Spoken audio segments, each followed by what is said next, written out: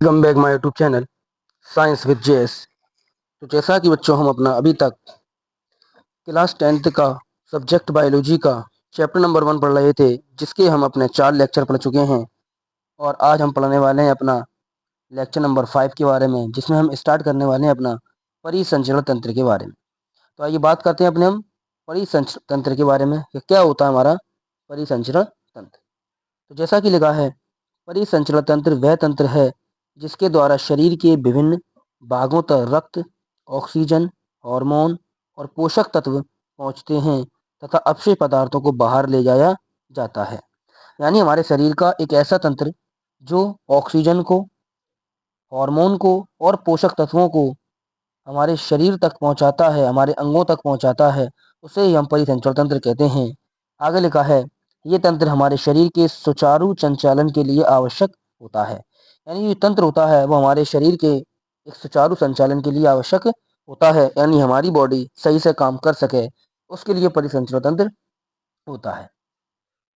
आइए बात करते हैं अपने हम परिसंचरण तंत्र के मुख्य अंगों के बारे में कि इस तंत्र के कौन कौन से मुख्य अंग होते हैं। तो सबसे पहले बात करते हैं अपने हम हृदय के बारे में, यानी हार्ट के बारे में। यानी इस तंत्र का सबसे मुख्य अंग अगर देखा जाए तो उसको हम हार्ट यानी हृदय कहते हैं। तो जैसा कि लिखा है, यह एक पेशीय मस्कुलर अंग है। यानी हार्ट जो होता है एक पेशी का बना होता है, यानी मसल्स का बना होता है, और ये एक अंग है। ये रक्त को पंप करता है, यानी हार्ट हमारे ब्लड को पंप करता है, पूरे शरीर में हर एक कोशिका तक पहुंचाने का काम करता है। हृदय 4 कक्षों में बटा होता है। यानी हृदय के अंदर 4 कक्ष पाए जाते हैं, यानी 4 चैम्बर पाए जाते हैं। यहाँ से एक ऑब्जेक्टिव सवाल बन जाता है कि हृदय के अंदर कितने कक्षक पाए जाते हैं। तो हृदय के अंदर याद रखना 4 चैम्बर पाए जाते हैं। जैसा कि चारों चैम्बरों के नाम लिखे हैं सामने, सबसे पहले आता है हमारा राइट एट्रियम, जिसको हम दायां अलिंद कहते हैं। उसके बाद राइट वेंट्रिकल, जिसको हम दायां निले कहते हैं। फिर बायां निले यानी लेफ्ट आर्ट्रियम और लेफ्ट वेंट्रिकल आता है। ये हमारे हृदय के 4 चैम्बर हैं।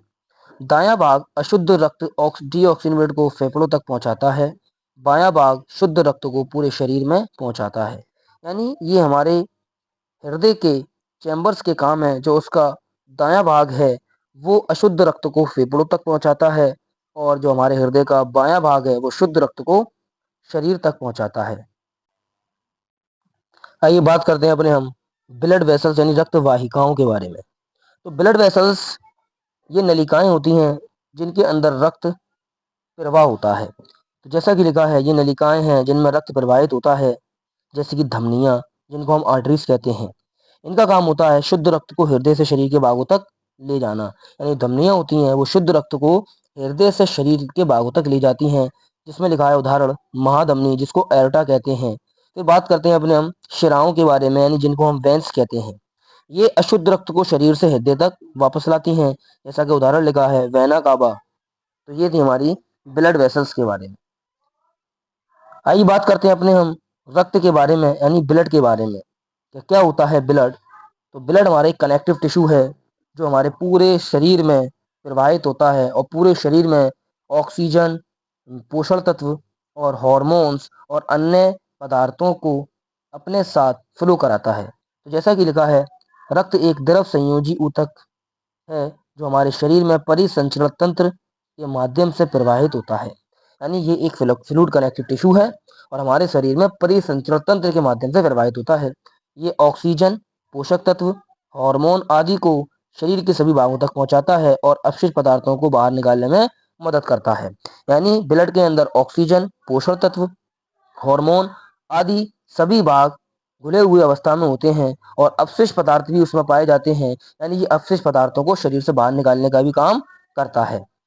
आगे बात करते हैं अपने हम रक्त के मुख्य घटक के बारे में, यानी कंपोनेंट्स ऑफ ब्लड के बारे में कि ब्लड के अंदर कौन कौन से कंपोनेंट्स पाए जाते हैं। तो ब्लड के अंदर 2 कंपोनेंट्स पाए जाते हैं, जैसा कि लिखा है रक्त 2 भागों में बांटा जा सकता है, जिसमें सबसे पहला आता है प्लाज्मा, दूसरा आता है ब्लड कार्पसल्स, या जिनको हम ब्लड सेल्स कहते हैं। तो सबसे पहले पढ़ने वाली बात करेंगे हम प्लाज्मा के बारे में, यानी अपना सबसे पहले कंपोनेंट के बारे में। तो प्लाज्मा ये रक्त का तरल भाग है, इसका रंग हल्का पीला स्ट्रो कलर्ड होता है। यानी प्लाज्मा रक्त का एक भाग होता है और जो हल्के पीले कलर का होता है। ये रक्त का लगभग 55% भाग बनाता है। इसमें पानी 90%, प्रोटीन, ग्लूकोज, खनिज, लवण, हार्मोन आदि पाए जाते हैं। यानी अगर देखा जाए ब्लड के अंदर 55% प्लाज्मा और 45% यानी 45% ब्लड सेल्स होती हैं। और प्लाज्मा हल्का पीला कलर का एक पदार्थ है जिसके अंदर 90% वाटर और प्रोटीन, ग्लूकोज, खनिज, लवण, हार्मोन आदि पाए जाते हैं। दूसरी बात करते हैं अपने हम रक्त के दूसरे घटक के बारे में, जिसको हम ब्लड सेल्स यानी रक्त कणिकाएं भी कहते हैं या ब्लड कार्बोसेल्स भी कहते हैं। तो ये रक्त के ठोस तत्व हैं और कुल रक्त का लगभग 45% भाग बनाती हैं। इन्हें 3 प्रकार में बांटा गया है, जैसे आरबीसी, डब्ल्यूबीसी और प्लेटलेट्स के बारे में। तो रक्त कोशिकाएं ये हमारे ब्लड का 45% भाग बनाती हैं। और ब्लड के अंदर 3 प्रकार की कोशिकाएं होती हैं, जिसमें सबसे पहले हमारा आरबीसी जिसको हम रेड ब्लड सेल्स कहते हैं, और डब्ल्यूबीसी जिनको हम व्हाइट ब्लड सेल्स कहते हैं, और लास्ट में आती है हमारी प्लेटलेट्स के बारे में। जैसे कि सबसे पहले पढ़ने वाले हैं अपना हम लाल रक्त कणिकाएं यानी रेड ब्लड सेल के बारे में। तो सबसे पहला पॉइंट लिखा है, इन्हें इरिथ्रोसाइट भी कहा जाता है। यानी आरबीसी को हम इरिथ्रोसाइट भी कहते हैं। इनका प्रमुख कार्य ऑक्सीजन का वहन करना है। यानी आरबीसी का जो मुख्य कार्य होता है वो ऑक्सीजन का ट्रांसपोर्ट करना होता है। इनमें हीमोग्लोबिन नामक लोह युक्त प्रोटीन होता है जो रक्त को लाल रंग देता है। यानी आरबीसी के अंदर एक हीमोग्लोबिन नामक वर्णक पाया जाता है जिसका रंग लाल होता है, जिसकी वजह से हमारे ब्लड का रंग भी लाल होता है। ये अस्थि मज्जा में बनती है। यानी बात करें आरबीसी का निर्माण कहाँ होता है, तो आरबीसी का निर्माण अस्थि मज्जा यानी बोन मैरो के अंदर होता है। मनुष्य की आरबीसी का जीवन काल लगभग 120 दिन का होता है। यानी 120 दिन के बाद आरबीसी मर जाती हैं और फिर ये स्प्लीन में जाकर स्टोर यानी दफन हो जाती हैं। ये थी हमारी रेड ब्लड सेल के बारे में। आगे बात करते हैं अपने हम व्हाइट ब्लड सेल के बारे में, यानी जिनको हम श्वेत रक्त कणिकाएं भी कहते हैं। सबसे पहले पॉइंट की बात करते हैं, इन्हें ल्यूकोसाइट भी कहा जाता है। यानी आर डब्ल्यूबीसी को हम ल्यूकोसाइट भी कहते हैं। इनका कार्य शरीर को संक्रमण और रोगों से बचाना है। यानी डब्ल्यूबीसी हमें बीमार होने से बचाती हैं और हमारे शरीर में कोई भी संक्रमण होने से बचाती हैं। डब्ल्यूबीसी के मुख्य प्रकार हैं। यानी डब्ल्यूबीसी की अगर बात करें कितने प्रकार की होती हैं, तो डब्ल्यूबीसी 5 प्रकार की होती हैं, जिसमें सबसे पहली कोशिका आती है न्यूट्रोफिल, फिर लिम्फोसाइट, मोनोसाइट, इस्नोफिल, बेसोफिल। ये 5 तरह की सेल्स हमारी डब्ल्यूबीसी के अंदर आती हैं। आगे लिखा है इनका जीवन काल कुछ दिन से लेकर कुछ सप्ताह तक होता है। यानी डब्ल्यूबीसी का जीवन काल आरबीसी से काफी कम होता है। तो ये थी हमारी ब्लड सेल्स आरबीसी और डब्ल्यूबीसी के बारे में। लास्ट पढ़ने वाले हैं अपना हम प्लेटलेट्स के बारे में। तो सबसे लास्ट में ब्लड सेल्स पढ़ने वाले हैं अपना प्लेटलेट्स के बारे में। जैसा कि लिखा है इन्हें थ्रोम्बोसाइट्स कहा जाता है। यानी आरबीसी को बोलते थे एरिथ्रोसाइट, डब्ल्यूबीसी को बोला लीगोसाइट और प्लेटलेट्स को बोला थ्रोम्बोसाइट। दूसरा पॉइंट की बात करें, इनका कार्य रक्त का थक्का बनाना है। यानी प्लेटलेट्स का काम ब्लड क्लॉटिंग में हेल्प करना है, जिससे चोट लगने पर अत्यधिक रक्तस्राव ना हो। यानी अगर किसी की चोट लग जाती है तो उसके ब्लीडिंग ज्यादा ना हो, उस ब्लीडिंग को रोकने का काम प्लेटलेट्स का होता है। इनका निर्माण अस्थि मज्जा में होता है। यानी इनका निर्माण भी अस्थि मज्जा में ही होता है। इनका जीवन काल लगभग 8 से 10 दिन होता है। यानी इसका भी जीवन काल देखा जाए तो बहुत कम होता है। नेक्स्ट टॉपिक की बात करते हैं अपने हम रक्त का कार्य के बारे में, ये फंक्शंस ऑफ ब्लड के बारे में।